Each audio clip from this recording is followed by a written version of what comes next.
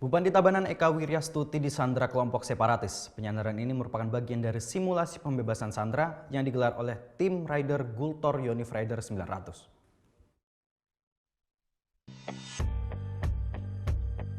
Anggota kelompok separatis tengah berjaga mengawasi sekeliling halaman kantor Bupati Tabanan. Mereka pun berjaga di dalam gedung dan sesekali melepaskan tembakan. Sementara anggota lainnya berhasil menyandera Bupati Tabanan Eka Wiryastuti. Mendapat laporan penyanderaan, 37 personel tim Gultor Yonif 900 Rider berbagi strategi pembebasan. Satu persatu anggota separatis dilumpuhkan dan tewas dalam operasi ini. Bupati Tabanan pun dievakuasi ke tempat yang aman. Rangkaian operasi ini merupakan bagian dari simulasi pembebasan sandera yang digelar oleh Rindam 9 Udayana dan pasukan Gultor Yonif 900 Rider. Oh, tidak ada.